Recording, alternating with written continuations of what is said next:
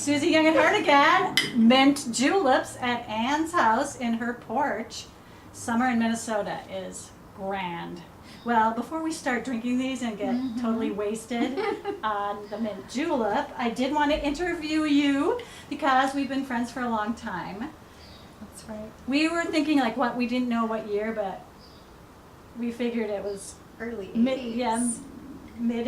Early 80s, So yeah. some of you weren't born yet. That's okay. We still had fun, even without you.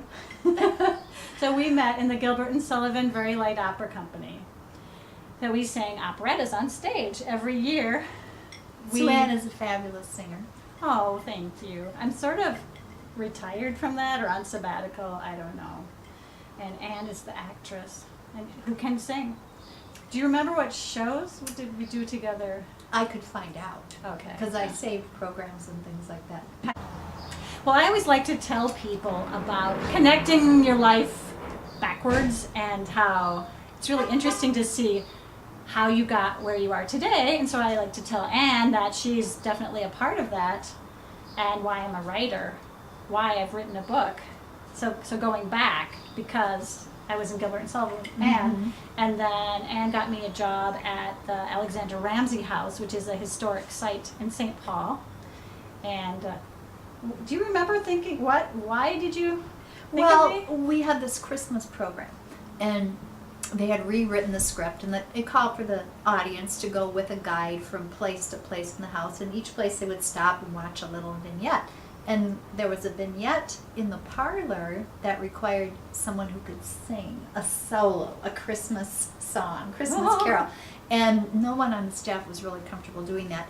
And I said, I know the perfect person. So I recommended Sue-Ann, and she interviewed, and of course they were very happy to hire her. Yeah, so the Christmas Carol, I was supposed to get the tour group to sing with me, but a lot of times they were way too shy, so it was a solo. But I was a stay-at-home mom then, and it was the perfect job for me to just have on the weekends. So it was great. But that it was through that job that I learned about the profession of teaching ESL, English as a Second Language, or ELL, through another guide there named Peggy. So if I hadn't met her, I probably would not be in my current profession, because I decided to also go to be in the same program that she was.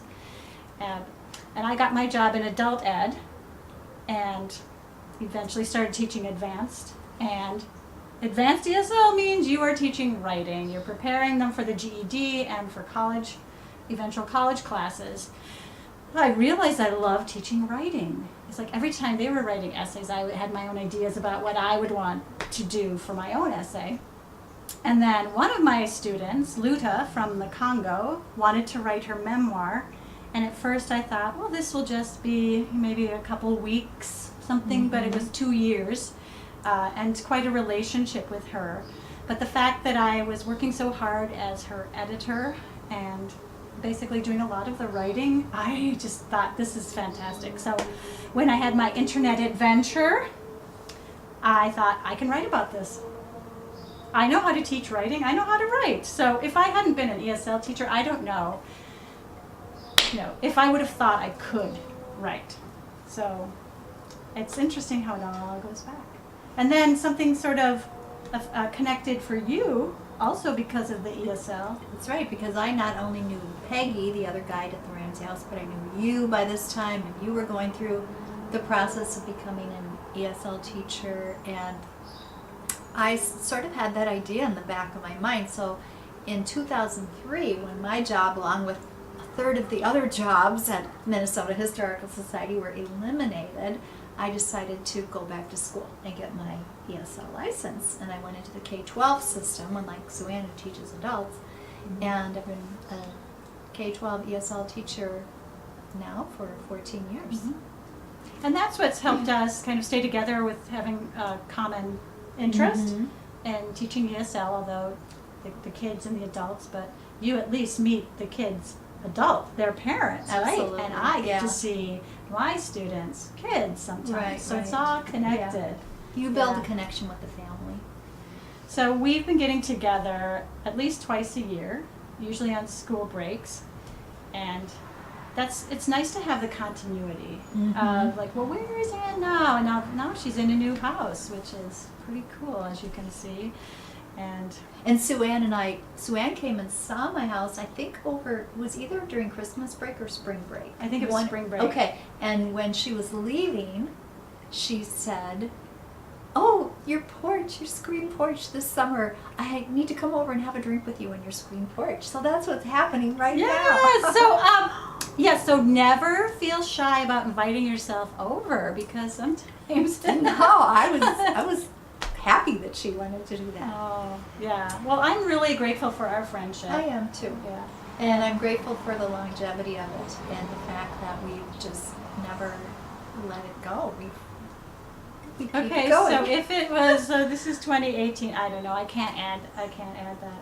How many years that is sort of embarrassing. Let's see. So it could be 36 years. Mhm. That's amazing. I never Right. thought about that. And again, Wow. more years than some of you have been Yes. alive. Right. That's But the whole amazing. point of this is those friendships that you have right now, and maybe they're friends that you can only see once or twice a year, I would just recommend to keep it going in some way, Yeah. keep the continuity going. Keep in touch. And because it's so valuable, we gain so much from our friends and all the different things. But anyway, I'm really glad that you were game for this interview today. I kind of sprung it My on her. pleasure. Yeah. And She did. thank you. And maybe you can talk again on the Susie Young at Heart Okay. YouTube channel. All right. But for now, we say cheers, everyone. To friendship. Yes, goodbye. Bye. Mm.